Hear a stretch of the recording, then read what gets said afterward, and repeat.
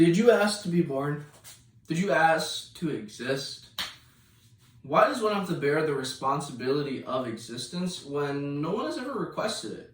As someone who currently exists, I don't recall asking to exist. Now, this is a very meta idea, I know, and it leads directly to my point. In America, we have the right to life, liberty, and the pursuit of happiness. However, once you turn 18, you are responsible for food, water, shelter. So if you just plopped into the United States and you had nothing going for you, or you were just born at age 18, you are responsible for those three basic things, for food, water, shelter. And if you don't generate something for the economy, you don't get those three things. Why aren't those three things guaranteed? We never asked for the responsibility of existence, so why aren't those three things guaranteed? That's what I want to talk about today. I want to talk about universal basic income. I want to talk about what America looks like right now without universal basic income, why we need it, and what the future will look like with it. And so, artificial intelligence, it's going to kill us, but it's not going to kill us in the way you might think it will. You see, the future is robotic, and it's already here. We're in the midst of the fourth industrial revolution, and in this revolution, we're looking at companies investing billions and billions of dollars to make self-checkout aisles a reality, to make automated touchscreen stations at fast food restaurants a reality, to make robotic factories like this one a reality, to make self-driving trucks a reality. When these things happen, I mean, when Detroit was blasted was blasted in its economy, it wasn't because they lost their jobs to any immigrants. It wasn't because we outsourced things to China. It was because these companies, they went fully robotic. The simple math is that robots are cheaper than humans. We have healthcare, we have families, we have emotions, right? But with a robot, I mean, you're looking at, according to RTS, trucking is the most popular job in over 28 states. That's insane. That's a lot of jobs right there. And, service industry work is incredibly popular. It's the most popular job within college students, right? And when these jobs go, when these jobs go, they're going to go because and due to automation. And when they go, it's going to be easy to say, hey, you should get a new job, or you should retrain yourselves to do something else, right? But that, by saying that, you have to understand that the United States is awful at retraining people. U.S. News reported that we have cut our government retraining program by 63% since 1993. We're in the midst of something crazy here, and our budget is completely cut for a program that is completely necessary today. And so we need to, what's in store, right? What's in store for the future of work? And what's in store for me is this idea of universal basic income, where every American citizen over the age of 18 gets $1,000 a month for the rest of their life. UBI is a concept that has been seen throughout U.S. history. Thomas Paine was a huge proponent for it. He was a believer that true freedom lies in basic needs being covered.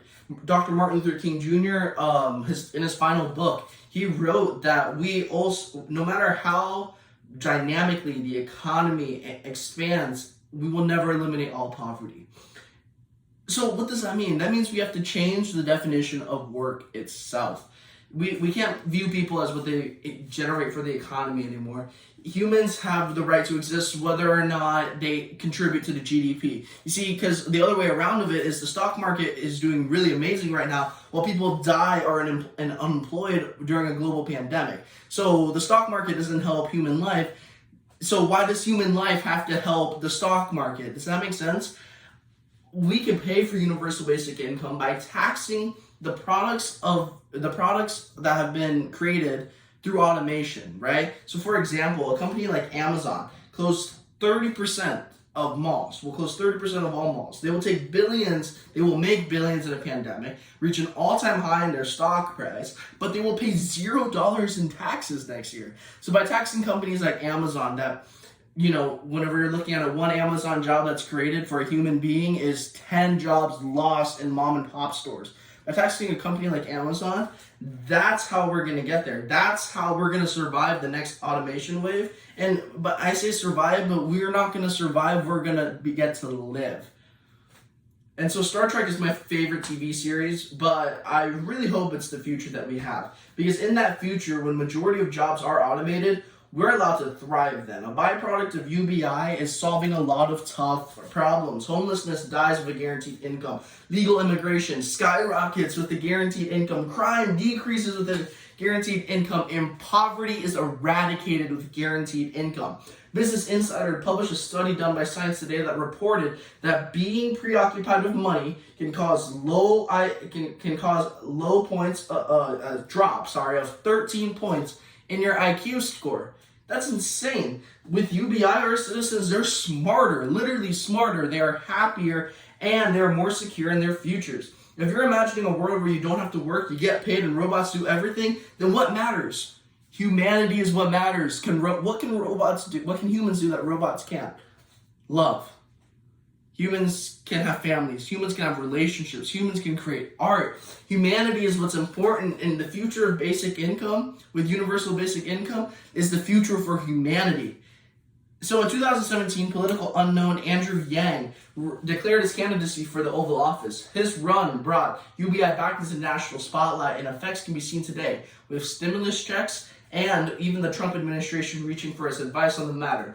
Now, whether or not he shared office, Andrew shared Dr. King's goals of eradicating poverty, and the result of dropping out of his race, he put money where his mouth is and started the nonprofit Humanity Forward. Its goal is direct cash relief to Americans in need. Just like UBI, Humanity Forward sends monthly income to those apply and qualify. And although it is smaller level than a government program, it will be used as evidence that UBI works. Humanity Forward is a movement that will continue to mainstream UBI to a point where it is nationally accepted. If you believe in universal basic income like Tesla CEO Elon Musk, you believe in Humanity Forward, and that's evident in over a $5 million donation made to them. I call on you to do the same. Visit MoveHumanityForward.com, place a donation, and help us regain the humanity in our economy as we eradicate poverty for the future.